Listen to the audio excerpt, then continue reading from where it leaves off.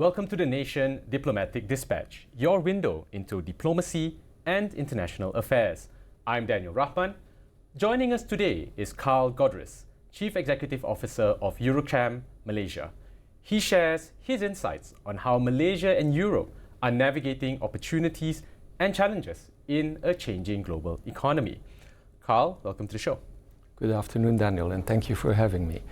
Let's get right into it. Now, EUROCHAM is not an unknown entity in the Malaysian context. You've been part of our trade landscape for over 3 decades now. Could you start by sharing its role and mission, especially in the context of today's global economic climate? Of course. The position and the existence of EUROCHAM actually follows the evolution of the European Union itself, whereby through time and particularly today, everything that relates to trade policy and trade negotiations and agreements from a European point of view is exclusively handled by the European Union because it's a customs union, while the member states themselves, they still keep responsibility for what is called trade and investment promotion.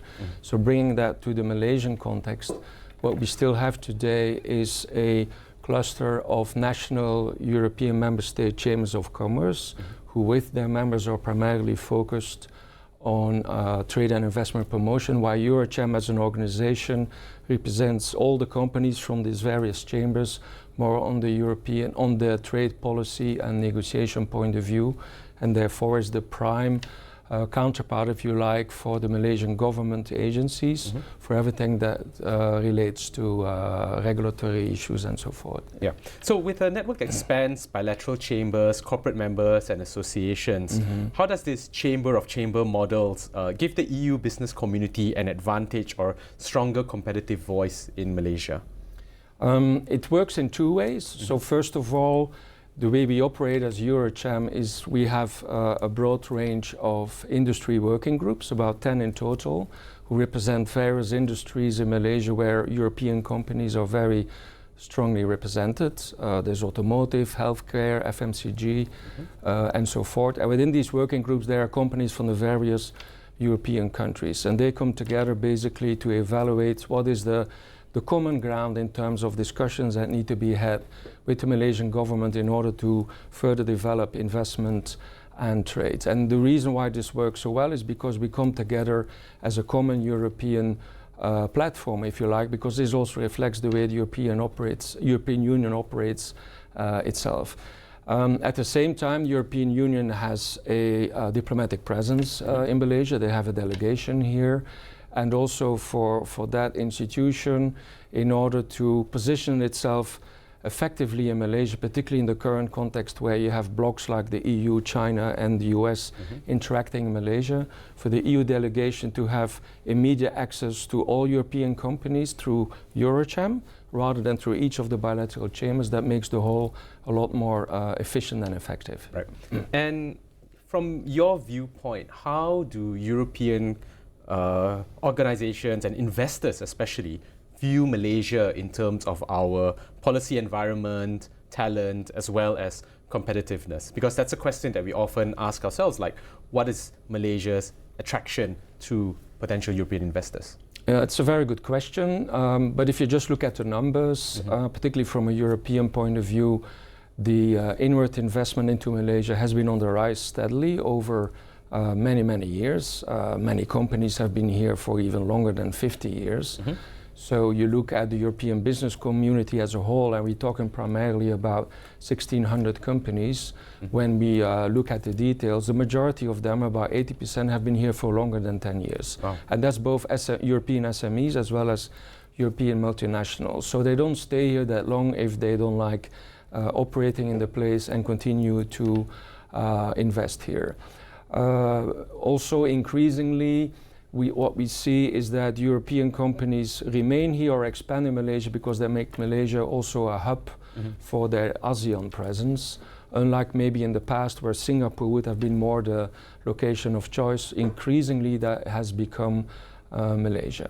So from that point of view, the competitiveness of Malaysia as a country has clearly proven itself. Of course, there's always room for improvement, and the 2 other topics you mentioned, such as talent and policy. Yeah. Now, talent is a big debate, right? Because As you Big know, debate. well, in a sense that Malaysia within ASEAN is a bit unique because it actually has a labor deficit and depends a lot on foreign labor, and therefore for companies, both Malaysian and European, to grow here, reliance on skilled labor is always a critical point. And it's that's not a numbers thing though, it is because of skills or like knowledge, ability? It's a combination of both, right? It's a combination of both. There is a lack of numbers. Not everything is pure high technology based. There's still a fair bit of blue collar manufacturing activity in Malaysia, so there you need the numbers. But increasingly high tech activities are coming to Malaysia, and then the quality of skill development becomes of a very critical importance. I like what you said earlier about how a lot of these companies have been here for over a decade. And there's a long history of various decades of European companies, even SMEs that have been around. Now, you've also alluded towards rising competition, where we see coming in from China and the likes. Now, in your perspective from and your members, what are some of the improvements that Malaysia has made to instill confidence, in your members, especially in light of competition coming up across ASEAN? Well, there's many to refer to. Of course, Malaysia has always been steadily investing in its infrastructure, right? So, because majority of European companies are here manufacturing, so quality of logistics environment is very important. And from that point of view, Malaysia has done great efforts. It has also a very well-organized bureaucracy or administration, if I can say so. Steady initiatives to develop digitalization of services. Again, always room for improvement, but we have to compare it with what is comparable, which is other developing markets, whether it's in the region or elsewhere in the world. And from that point of view, the Malaysia situation remains very attractive for European companies. If you could choose perhaps two key important areas that the government really needs to look at to improve, what would those areas be? Well, an important focus point for us is everything coming back to the talent situation is the appreciation and energy that goes into TVET programs, right? And I linked it up with a reference to SMEs, because that's where it all comes together. I often hear, Malaysia is an SME focused economy, so when you do, for example, trade negotiations, please be careful with our SMEs. And then I say, well, what makes you think Europe is not? And if you look at the numbers, both sides, Malaysia and the EU, about 90% of the companies are SMEs. But in Europe, SMEs contribute 60% to GDP, while in Malaysia it's less than 40%. Now, where does that difference come from? An important factor is that European companies are a lot more focused on IP development and know-how. And that is a direct result from the form of education that is available across Europe in TVET programs, where people coming out of TVET programs are of a skill level that allows actually, once they work in even SMEs, to get really focused on know-how and technology development.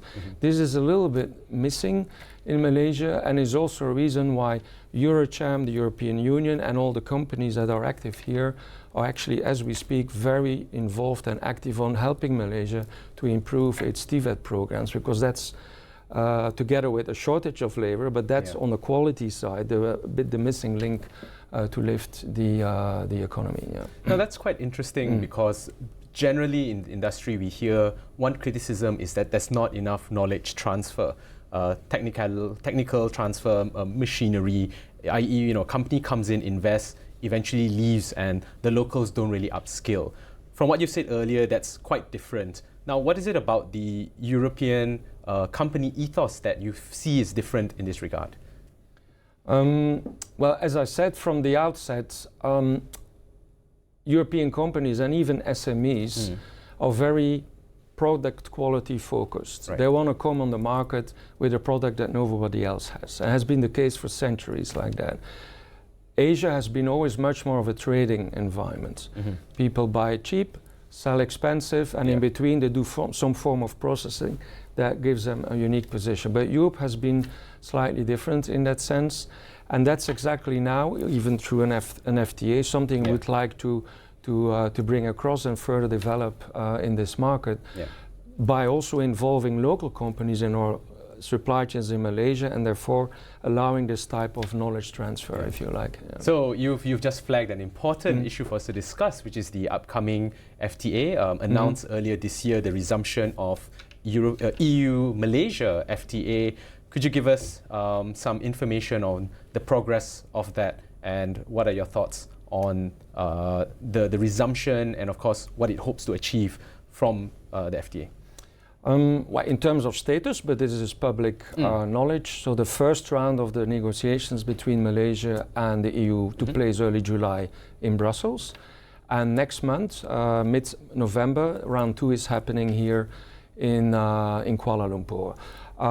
All we hear is that the discussions are actually going better than initially expected, which is a reflection of Malaysia being well prepared and the EU also being well prepared, but of course also a reflection of the geopolitical context. And we have had a year so far with a lot of trade tension. And as a response to that, for example, the EU has resumed a lot of free trade negotiations and concluded some. Mercosur came first. There's been India, Australia. Last week, EU and Indonesia have signed an agreement for an FTA, and Thailand, Philippines, along with Malaysia, are still negotiating. Now, why is this important for Malaysia in particular? If you look at global trade, right? So, for example, the share of China in global trade is 15%. The share of China in Malaysian trade is 22%. So Malaysia is slightly overweight on dependency on trade with China. If you relate that to the EU share in global trade is 15%, but the EU share of Malaysian trade is only 7.5%. Right. And is in Malaysia's favor despite that lower number, because Malaysia has a trade surplus with the EU of 24 billion euros. So obviously there is a big opportunity to grow that number. And if you look at the practice, every FTA that Europe has so far put in place with a counterpart has delivered immediate and very large success. Vietnam is a good example. Right. It went in practice in 2019, and in 5 years' time, the export of Vietnam to the EU has grown by 60%. So we see no reason why it would be different for Malaysia, with the additional benefit that it's not just trade that is growing, but also FDI, because that trade opportunity attracts even more European companies to invest in Malaysia and then export back to Europe. So for Malaysia, that's a double bonus: more investment and more trade and export. What I'm hearing is actually quite interesting, in that the European companies obviously look this as a business opportunity to expand trade, movement of goods, consumers, etc., which kind of goes contrary to what we see happening in the US with more trade barriers being built, right? In your thoughts, why has this approach been taken? You know, how have these organizations kind of stayed away from the instinct to be more protective or to create more protectionism within their markets? Well, if you refer to the EU, we've always been big believers in free trade, because so much evidence shows that there's more mutual benefit from free trade than from prohibited trade. The Americans have a different point of view of that, and we all wish them luck in seeing how this will work out. But as I just said, all the FTAs that the EU has signed over the years have delivered benefits for both sides. Right. So why not go more for it? And you know, collaboration goes beyond trade. Where do you see the most promising opportunities when it comes to partnerships between European and Malaysian businesses? Innovation, sustainability, or regional supply chains? Regional supply chains is the first one I would like to refer to, particularly because we see that the investments that are now coming into Malaysia have also a lot to do with creating regional hubs out of Malaysia into the ASEAN region. So there's definitely a path for Malaysia to get benefit out of that FTA. Furthermore, in our conversations with ASEAN countries, we often situate the FTA discussion in the context of the benefits from a regional intra-trade point of view. if you look at the trade of Europe, international trade of Europe, 60% of that is EU intra-trade. Yep. ASEAN right now, it's only 25%. Yep, it's very small. So we hope by the EU having free trade agreements with different countries in the region, 6 hopefully in total, but definitely Malaysia, that this will allow for further expansion of regional supply chains and therefore more regional trades. And the first parties to benefit from that will be local SMEs. Because in Europe, why is there such a big contribution of SMEs to GDP? Because SMEs can export to all their neighboring countries without any hurdles. So imagine your Malaysian SMEs, without much friction, you can export to Thailand, Philippines, Indonesia. That would be a massive boon, right? So the European SME integration model is something that's very important.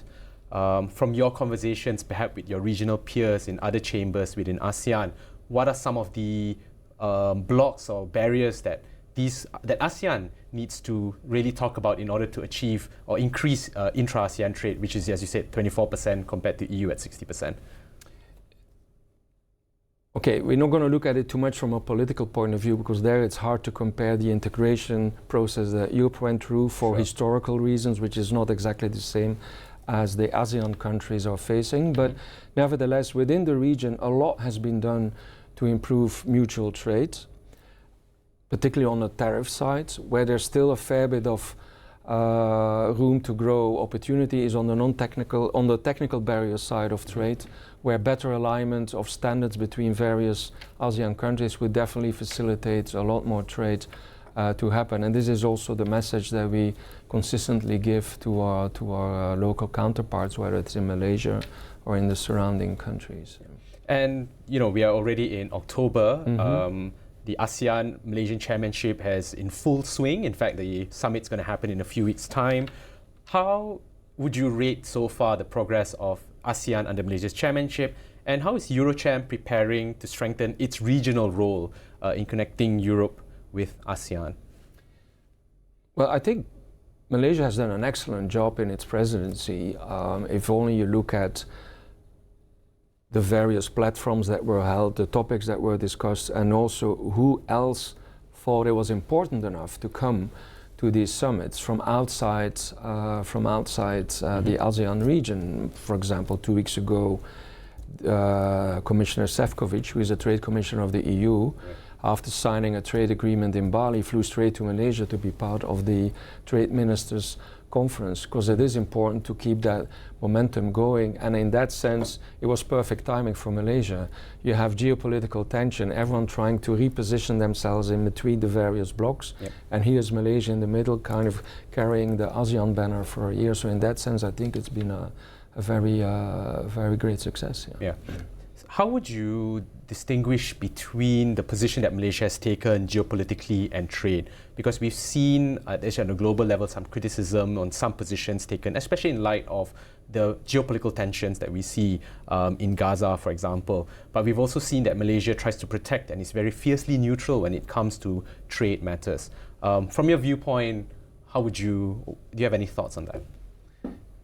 Well, I think you had no other choice but to play the game that you've been playing, which is each of the 3 larger blocks, US, China, and Europe, matter very much for the growth of your economy. And therefore, you deal with each of them differently. You deal differently with the EU now, as you had to do or are doing with the US, and obviously with China, which is more of a trade relationship than an investment relationship. There's also a path taking there that also appeases that relationship. So as such, as an observer, it's easy to give comments, but if you're the one who has to make friends with everybody, it's not always that easily done, right? Okay, I like how you've positioned that. And I think this brings me nicely to the next question, which is looking ahead, right? In light of the various upheavals we see geopolitically, trade-wise, etc., what are the best opportunities that we may have in place between European and Malaysian companies, or in terms of trade and investment opportunities? So, we spoke already a fair bit about people development, about IP transfer, but for the EU and for European companies, a very important component in all of this is also sustainability, right?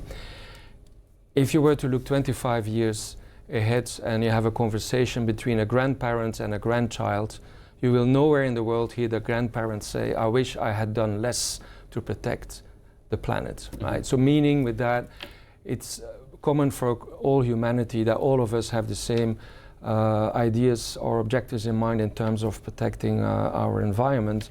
The difference come into play where you have countries or economies who are different stage of development, who have different maybe educational backgrounds, who have different natural environments, and therefore the priorities that are being put are less or different, right? Now, if I bring this to the relationship between the EU and Malaysia, EU is heavily focused on sustainability, either as company, society, and also EU institution from a policy point of view.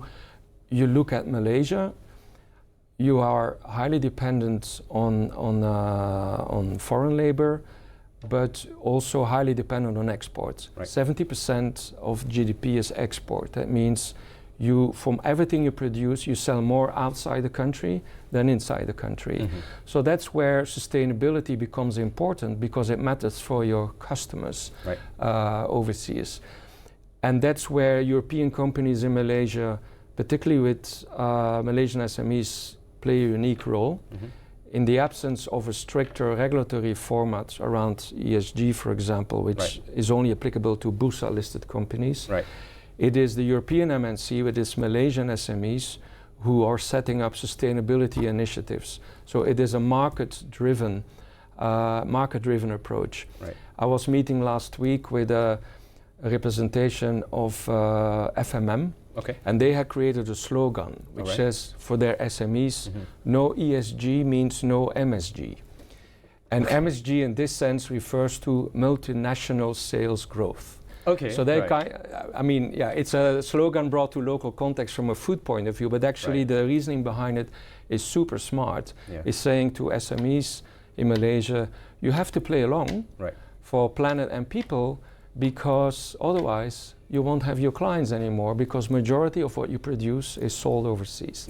And so that's why I think that relationship with the EU is very critical, because we try to bring this from a partnership point of view with supply chain driven initiatives rather than purely throwing a stick at people.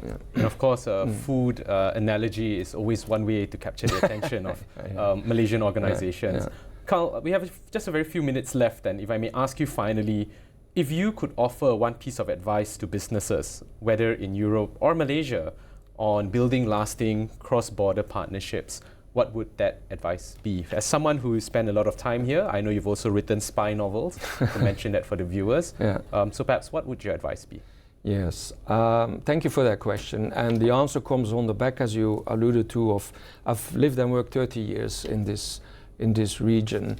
And what you see is the partnerships that lasted were mainly based on the fact that people are actually listening to each other.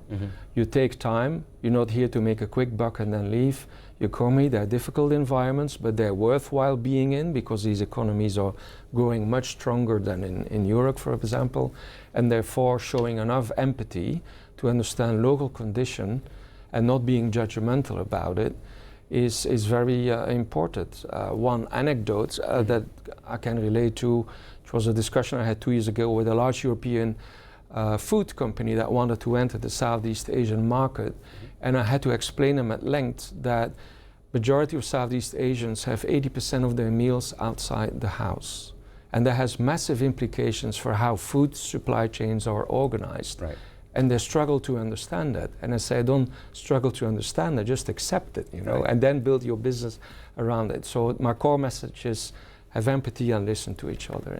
Oh, fantastic. Thank you so much. And sustainability isn't just environment, but it's also relationships long term, and to have that empathy. KARL, thank you so much. And as Malaysia and Europe continue to strengthen their partnership, conversations like these remind us that the opportunities lie ahead in a rapidly changing global economy. I'm Daniel RAHMAN. Thank you for staying with us. This has been The Nation Diplomatic Dispatch, your window into the world of diplomacy and international affairs. Thanks for being with us today. See you next time.